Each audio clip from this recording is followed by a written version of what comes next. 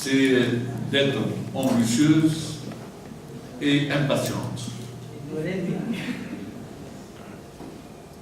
Et ce que je cherche, moi je me suis rendu dans des centres de détention en Italie l'année dernière. Et j'ai contacté des jeunes qui étaient là dans ces centres, des jeunes Tunisiens. Ce qui les unit tous, ce n'est pas un emploi, c'est la précarité. Parce qu'un jeune ne cherche pas une occupation, cherche une stabilité et une amélioration, des perspectives d'amélioration. Il peut être occupé, et nombreux que j'ai contactés étaient occupés, des indépendants la plupart, des électriciens, des mécaniciens, des maçons, ainsi de suite. Mais pour eux, c'est précaire et il n'y a aucune perspective d'amélioration.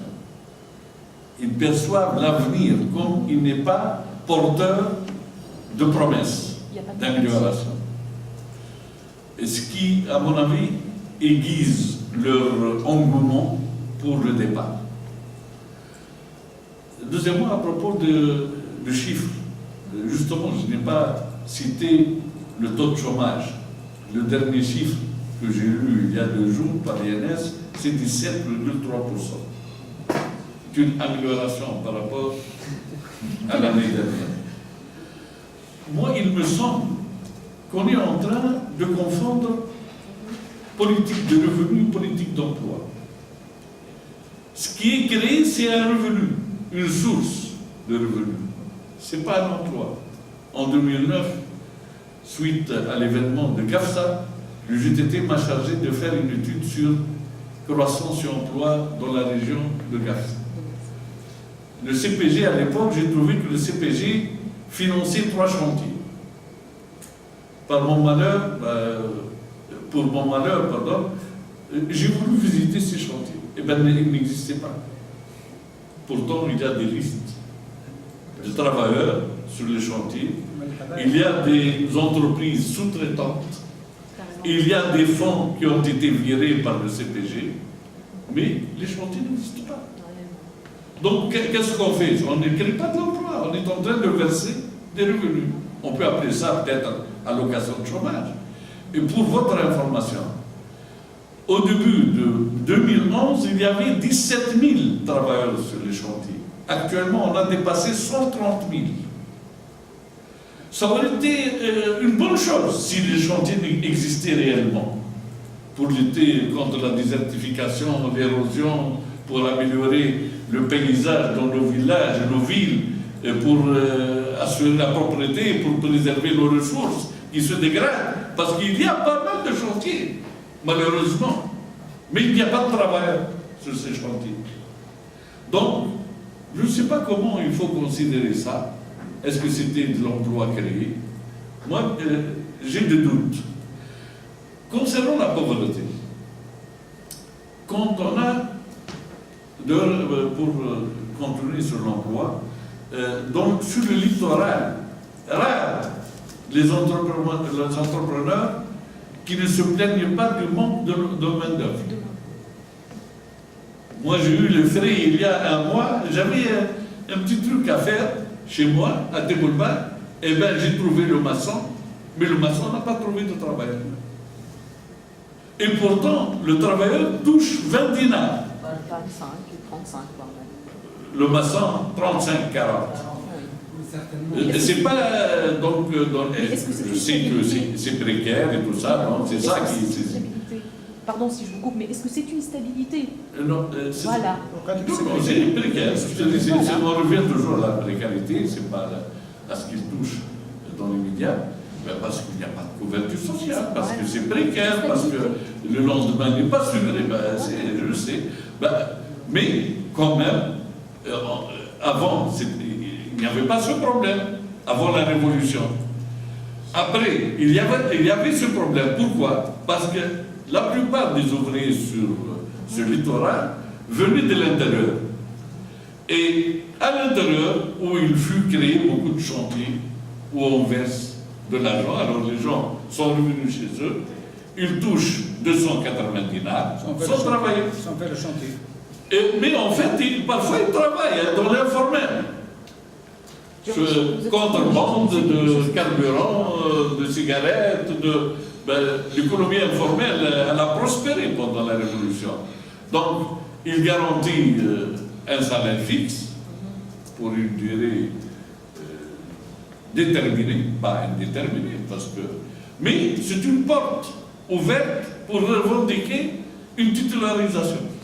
Et c'est pour cela que maintenant, l'État il a sur le bras tous les dossiers de la titularisation de ceux qui travaillent sur des chantiers.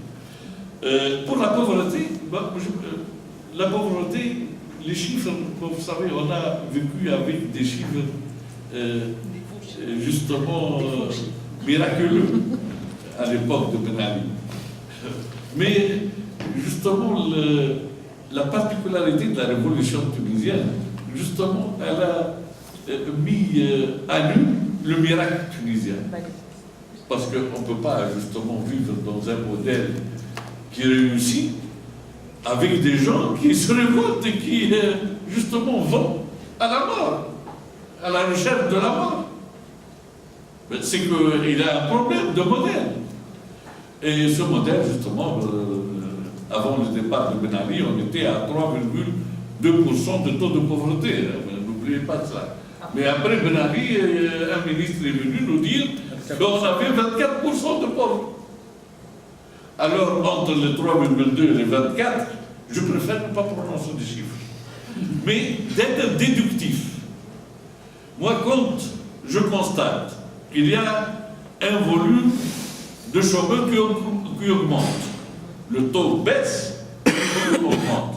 On est maintenant à peu près à 700 000 d'après les chiffres officiels. Un peu moins, 690, quelque chose comme ça. Ça augmente d'une année à l'autre.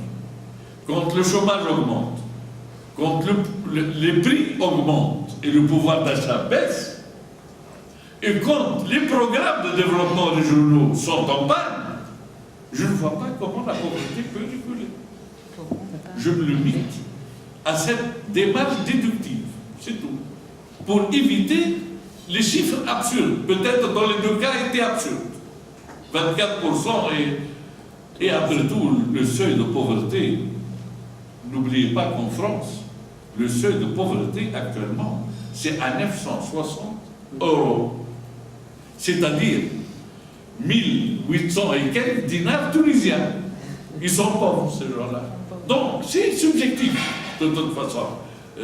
Moi-même, je me sens pauvre devant ces gens qui roulent des milliardaires. Bon, on se sent toujours pauvre par rapport à quelque chose. Ce n'est pas seulement une situation absolue, c'est une situation relative par rapport à d'autres, par rapport à avant, par rapport aux autres. De toute façon, même dans l'absolu, je ne pense pas que la pauvreté a reculé, personnellement. J'aimerais bien qu'elle recule, parce qu'il faut la vivre pour la comprendre et la sentir et la supporter. Ceux qui la vivent, ils doivent, les malheureux, souffrir. Mais on ne peut pas, quand même, avancer n'importe quoi.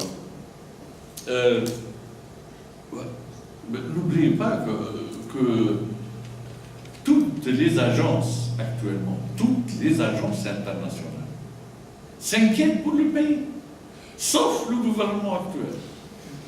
Sauf le gouvernement actuel. Je ne sais pas. Et ça m'inquiète, moi. Parce que ce qui est inquiétant, ce n'est pas la situation dégradée. Beaucoup plus quand ceux qui ont le destin du pays sont inconscients. Et ça, c'est plus préoccupant, à mon avis. Parce que... pourquoi? Parce qu'on peut critiquer les agences. Hein. Mais tout travail humain est exposé aux critiques. Et les agences n'échappent pas à cela. Et moi-même, je suis de formation critique et radicale, donc j'ai plutôt une position très critique par rapport à ces agences. Mais quand on fait de la politique, il faut être réaliste. Ces agences sont suivies, écoutées par les entrepreneurs et par les investisseurs et par les marchés, avec qui on a des rapports très étroits, puisque justement l'avenir de la croissance tunisienne, surtout à court terme et même à moyen terme, dépend de l'extérieur. Parce qu'on a un taux d'épargne de 16%, alors que pendant des années, là, il n'est jamais descendu au-dessous de 21%. Il était toujours entre 21 et 23%. Donc, on ne peut pas relancer l'économie sans faire recours à l'étranger, que ce soit par des emprunts, que ce soit par l'investissement direct étranger. Or, les emprunts sont de plus en plus sur le marché international. Donc, ceux qui vont souscrire à ces emprunts, ils vont regarder l'évaluation des agences. Et ceux qui vont venir investir en Tunisie, aussi, ils vont regarder la notation de la Tunisie. Donc, on peut ne pas reconnaître ces agences. Ils s'en foutent, elles. De toute façon, ces agences s'en foutent. Mais, il faut voir qu'en cours, on est en train de courir derrière des partenaires financiers qui, eux, regardent ces agences et déterminent leur comportement et leur rapport par rapport à ces notations.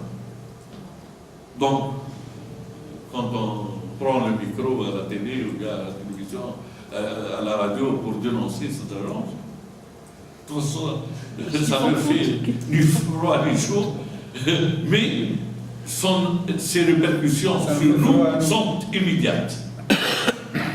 Et je ne peux pas croire, moi, même si je fais des critiques à ces agences, je ne peux pas croire que toutes les agences, pendant ces 8 derniers mois, notent négativement la Tunisie.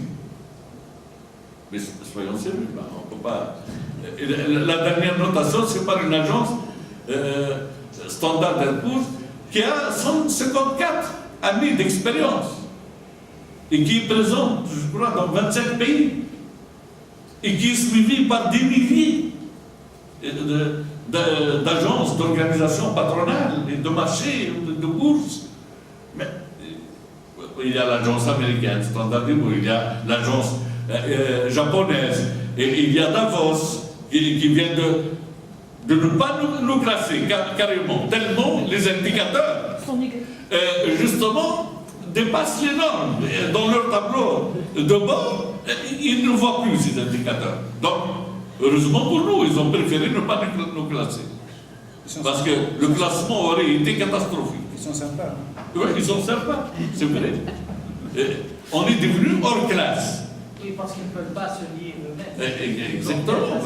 Parce qu'on était à 40, au 40e rang l'année dernière, sur 142 pays. Donc ils ne peuvent pas nous classer au 100e rang parce que c'est de jonglerie, c'est dans les cirques qu'on voit ces genres de sauts. Bon, donc je vous dis, moi ce qui m'inquiète, c'est l'inconscience. C'est l'inconscience, parce que toutes ces difficultés, à la limite, ça peut être normal, surtout après une révolution. On ne peut pas s'attendre à ce que la situation soit en règle, quoi. Mais ce qui est grave, c'est cette inconscience, cette négation de la réalité et cette absence de recherche de solutions aussi. Bon, voilà, je m'excuse, moi je vous permets.